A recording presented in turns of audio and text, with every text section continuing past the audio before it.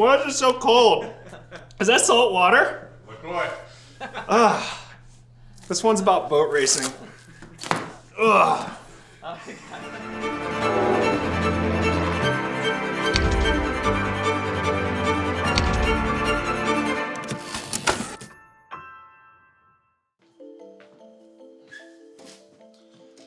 I've been trying to get on a race boat for months just to see what it's actually like. I've heard it's kind of crazy. We've all probably been in a fast car before, but offshore boats are very different. Imagine driving down the highway, but speed bumps of various sizes just keep barreling towards you every second or so. That's kind of what offshore boat racing is like. How fast can a boat go in rough water and keep its crew in one piece? When it all began back in 1956, of the three basics, man, engines, and hull, only man seemed ready. Now we have plenty of engine power, and the hulls are in the 80-mile-per-hour class. Now we worry about man. They are willing to accept the physical punishment that the sport inflicts. Racing in seas that sometimes exceed 10 feet at speeds of 90 miles per hour, the crews of offshore boats withstand shocks at a G-pull of 15 to 20 times the force of gravity. I don't want to underemphasize the insanity that is offshore racing, especially in the 60s. If only half of the cars in NASCAR finished a race, that would be national headlines. In offshore racing, completely normal. I'll put it another way. In car racing, there is a slight chance of crashing and even less of a chance of death. But in offshore racing, there's an absolute certainty that the racers are going to get absolutely thrashed. Offshore racing really came together in the 1960s, and the most ludicrous races involved crossing the Gulf Stream. My personal favorite was the Gateway Marathon. The Gateway Marathon ran from 1964 to 1969. This race was a brainchild of different businessmen and the West Palm Beach government. The whole idea was that West Palm Beach was the gateway to the Bahamas.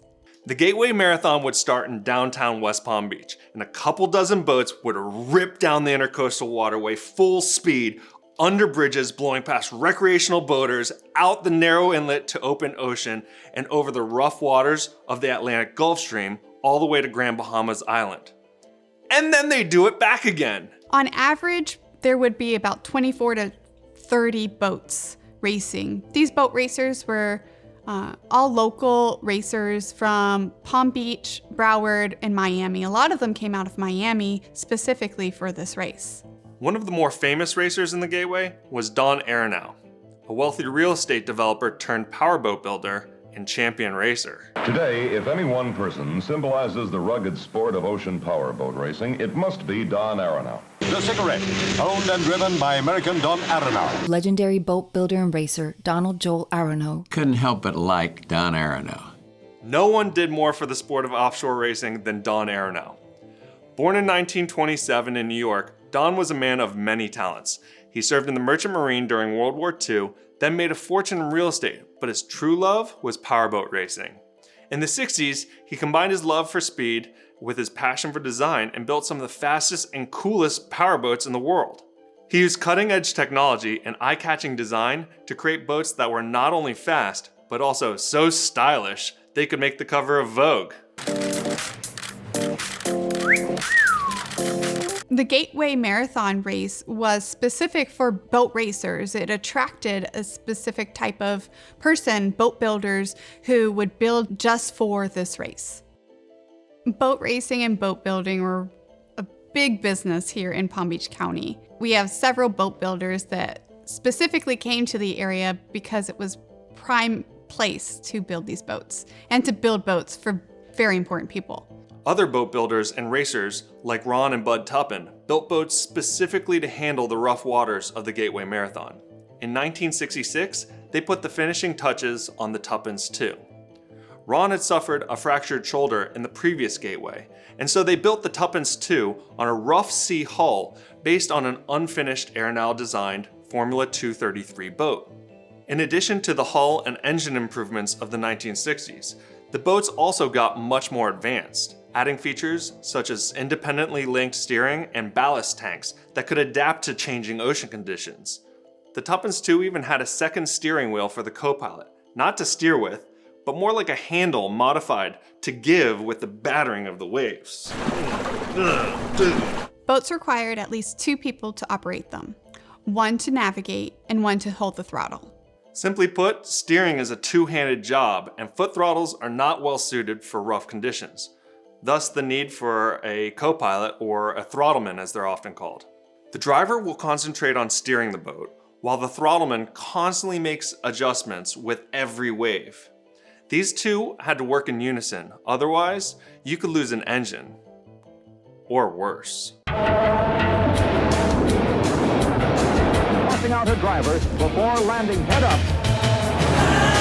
Nope, none of that.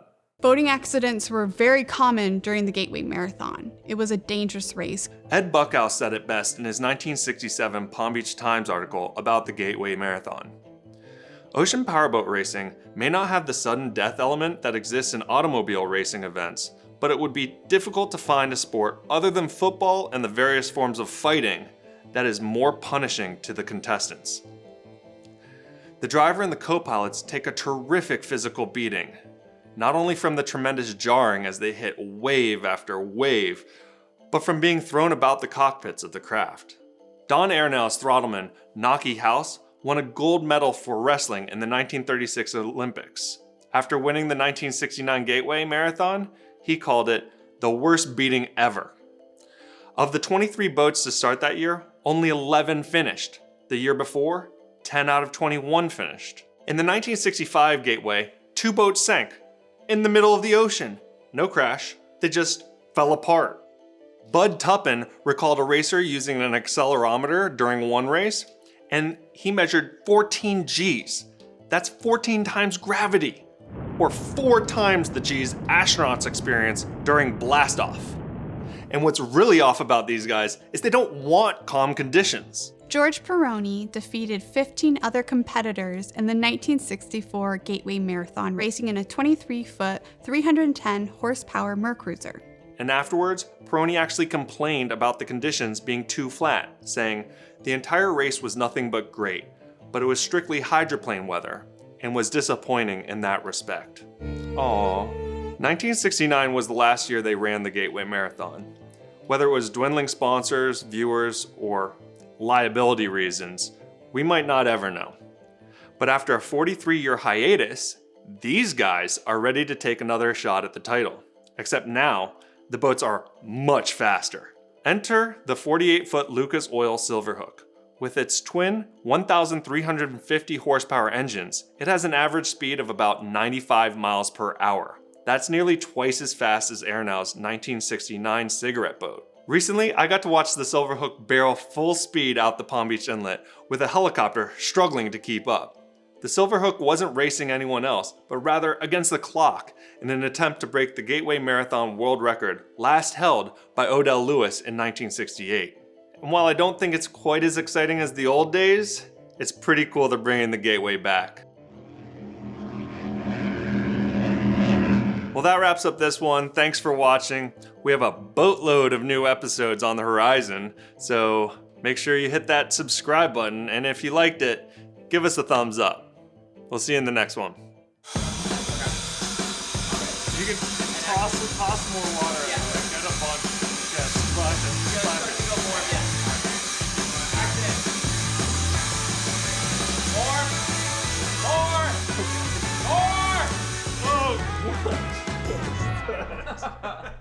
Do I still have a job?